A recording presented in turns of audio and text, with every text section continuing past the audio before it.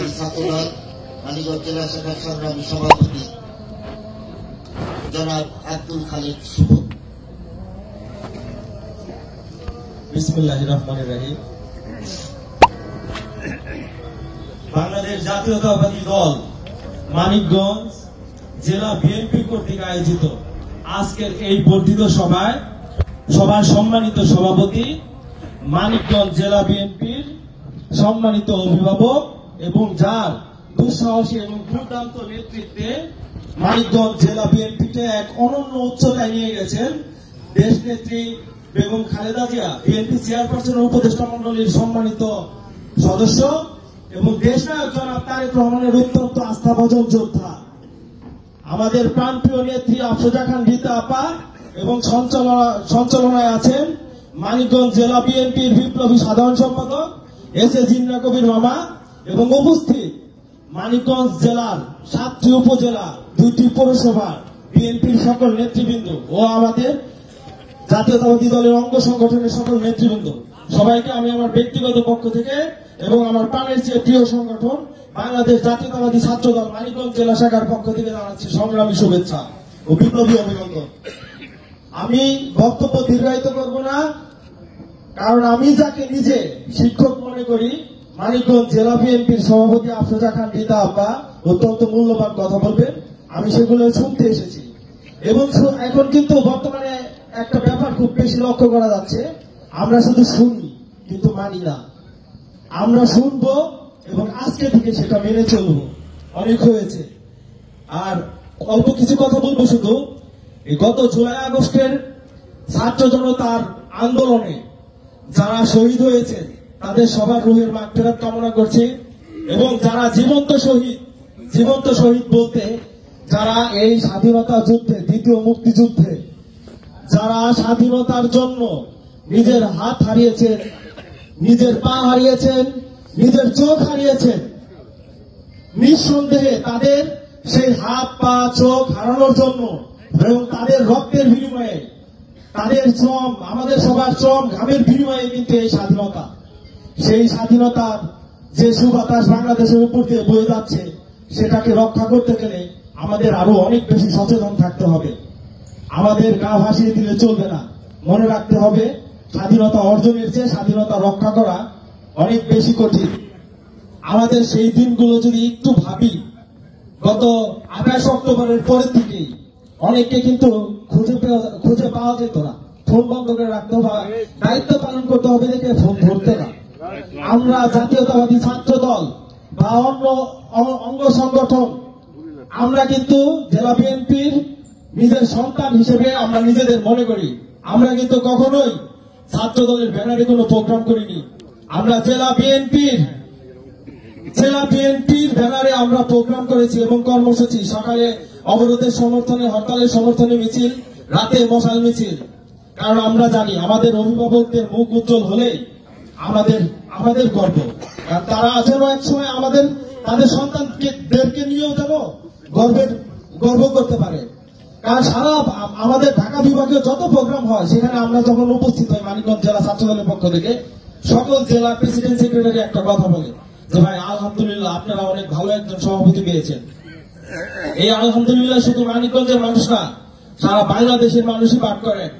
কারণ আফরোজা খান রীতা আপা গত এই যুদ্ধটা কিন্তু শুধু জুলাই আগস্টের যুদ্ধ ছিল না, আমাদের মনে রাখতে হবে এই যুদ্ধটা কিন্তু গত 15-16 বছর যাবত, এবং কি এই সমগ্র প্রতিকূলতার সাথে যুদ্ধ করে কিন্তু একজন যোদ্ধা হিসেবে দেশনায়ক জনাব তারেক রহমানের যে বিশ্বস্ত যোদ্ধা আমরা বলি, সেটার কারণ আপনারাই জানেন, আমি কিছু ব্যাখ্যা করব না।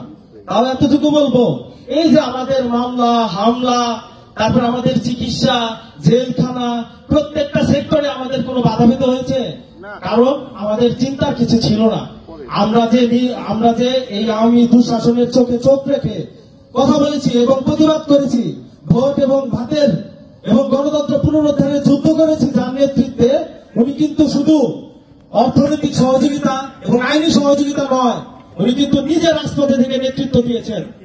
আপনারা সবাই দেখেছেন যার অক্লান্ত পরিশ্রম, এখানে অনেকে আছেন ফাঁকি দিয়েছেন, পুরো রাস্তা কিন্তু হেঁটে যান নাই, কিন্তু আফরোজা খান রীতা আপা কিন্তু কোনো সময়ই কোন সময় ফাঁকি দেন নাই। অতএব আমি এই কথাগুলো কেন বললাম, আমরা যেন নিজের দোষ কখনো একজন ভালো মানুষের গায়ে না চাপাই। আমরা অনেকে আছি চুরি করে এটা খাচ্ছি ওটা খাচ্ছি, খান ভাই, যেটা খাবেন নিজেই দোষটা বহন করেন। এই দোষটা এমন একজন টিনেজের মানুষ শুধু, যিনি সারা জীবন শুধু দিয়ে যাচ্ছেন, তার গায়ে বিন্দু মাত্র কাদা আমরা কিন্তু জাতীয়তাবাদী ছাত্রদল রাখতে দিব না। অনেক সহ্য করেছি, যেহেতু দেশনায়ক জনাব তারেক রহমান বিশৃঙ্খলা চাচ্ছে না, সেই কারণে কিন্তু আমরা এত সুশৃঙ্খল। আমরা কিন্তু আওয়ামী দুঃশাসনের বিরুদ্ধে যুদ্ধ করেছি, আমরা কিন্তু এতটাও ভীতু নই। আপনারা কিন্তু আর কেউ কাদা ছোড়াছুড়ি করবেন, আমরা কিন্তু জাতীয়তাবাদী ছাত্রদল ঠিকই দাঁত ভাঙা জবাব দিয়ে দিব। কারণ এটা আমাদের আবেগের জায়গা। কারণ আজ পর্যন্ত এত বছর পথ চলায় বিন্দুমাত্র অন্যায়ের সাথে যাকে আপোষ করতে দেখিনি, যার গায়ে বিন্দুমাত্র কলঙ্ক লাগতে দেখিনি, তাকে নিয়ে এখন মানে যিনি আমাদের গর্বের জায়গা, তাকে আমরা সবাই সেই মাথার মুকুট বানিয়ে রাখবো। যাই হোক, আমি শুধু শেষ কয়েকটা কথা বলবো। বর্তমানে 5ই আগস্টের পরবর্তী দেশনায়ক জনাব তারেক রহমান যেটা চাচ্ছে, দেশনায়ক জনাব তারেক রহমান আমাদের বাবা মা যেভাবে একজন সন্তানকে চান, ঠিক তিনি কিন্তু সেরকমই চাচ্ছেন। এখন আমাদের কিন্তু এই জ্বালাময়ী বক্তব্য বা রাজপথে মানে প্রতিবাদী মিছিল এগুলো না, এখন আমাদের মেধা এবং সেবা ভিত্তিক রাজনীতি করার কথা বলেছেন। কারণ দেখেন, আমরা যে বাংলাদেশ উচ্চারণ করি, এই বাংলাদেশটা আমরা কার জন্য পেয়েছি? এই শহীদ প্রেসিডেন্ট জিয়াউর রহমান, যিনি কিন্তু মানে যাকে বীরুত্তম বলা হয় এমনি না, যিনি বীরত্বের সাথে যুদ্ধ করে কিন্তু বীরুত্তম খেতাবে পেয়েছেন। এবং কি সেই বাংলাদেশকে 3বারের সফল প্রধানমন্ত্রী দেশনেত্রী বেগম খালেদা জিয়া কিন্তু এমনি দেশনেত্রী বেগম খালেদা জিয়া হননি। তিনি গণতন্ত্রের সপক্ষে আপোষহীন থেকে অন্যায়ের বিরুদ্ধে যুদ্ধ করে কিন্তু আপোষহীন দেশনেত্রী বেগম খালেদা জিয়া হয়েছেন। জনাব তারেক রহমান, যিনি তার নামের আগে দেশনায়ক বলতে নিষেধ করেছেন, আমি বলবো এই দেশনায়কটা জনাব তারেক রহমান দেননি, এই দেশনায়ক উপাধিটা দিয়েছেন সমগ্র বাংলাদেশের জনগণ। কারণ এই বৈষম্য বিরোধী আন্দোলনেও যদি সবচেয়ে বড় সমন্বয়ক থাকেন, তাহলে দেশনায়ক জনাব তারেক রহমান, বিএনপির ভারপ্রাপ্ত চেয়ারম্যান, সবচেয়ে বড় সমন্বয়কের ভূমিকা পালন করেছেন। তিনি সারা বাংলাদেশকে ঐক্যবদ্ধ করে ছাত্র জনতার সামনে মুখ দিয়ে দাঁড়ানোর আহ্বান জানিয়েছেন এবং সেই আহ্বানে কিন্তু সবাই সাড়া দিয়ে এই দেশটা স্বাধীন হয়েছে। এবং মানিকগঞ্জে আমি যাকে দেখেছি সবচেয়ে বড় সমন্বয়কের ভূমিকা পালন করেছেন, তিনি মানিকগঞ্জ জেলা বিএনপির সভাপতি আফরোজা খান রিতা আপা, যিনি মানিকগঞ্জের 7টা থানায় 2টা পৌরসভা প্রত্যেকটা অঙ্গ সংগঠনের নেতৃবৃন্দকে খুব হারাম করে দিয়েছিলেন যে আগামীকাল তাদের রাজপথে না দেখবো। আমাদের মানিকগঞ্জ স্বাধীন হয়েছে 4 তারিখ, সেই 4 তারিখে আমরা মানোরার মাথায় অবস্থান নিয়েছি। আর সেই মানোরার মাথায় শুধু আফরোজা খান রিতা পাই নয়, এই যে আমাদের পিছনে মুন্নু মেডিকেল কলেজ, সেই মুন্নু মেডিকেল কলেজের প্রতিটা ডাক্তার, প্রতিটা নার্স, প্রতিটা অ্যাম্বুলেন্স এবং খাবার সহ ওইখানে আমরা প্রতিটা অঙ্গ সংগঠন পূর্ণাঙ্গ যুদ্ধের প্রস্তুতি নিয়ে মাঠে নেমেছিলাম। এবং কি পুলিশ সারেন্ডার করা না অব্দি আমরা কিন্তু সেই মাঠে ছিলাম আফরোজা খান রিতা আপার নেতৃত্বে। তো যাই হোক, আমি আমার কথা দীর্ঘায়িত করবো না। দেশনায়ক জনাব তারেক রহমানের এখন একটাই স্বপ্ন, শহীদ প্রেসিডেন্ট জিয়াউর রহমানের সেই স্বপ্নের বাংলাদেশ, সেই সাম্য এবং মানবিক বাংলাদেশ, যে বাংলাদেশের স্বপ্ন দেখেন এই বাংলাদেশের প্রতিটা মানুষ, যে বাংলাদেশে কোনো বৈষম্য থাকবে না, যে বাংলাদেশে আর কোনো বাবা মাকে তার সন্তান বাইরে গেলে চিন্তা করতে হবে না যে তার সন্তান গুম হবে না, তার সন্তান খুন হবে না, তার সন্তানের লাশ পড়ে থাকবে। এই বাংলাদেশ হবে শহীদ প্রেসিডেন্ট জিয়াউর রহমানের সেই স্বপ্নের স্বনির্ভর সাম্যের বাংলাদেশ।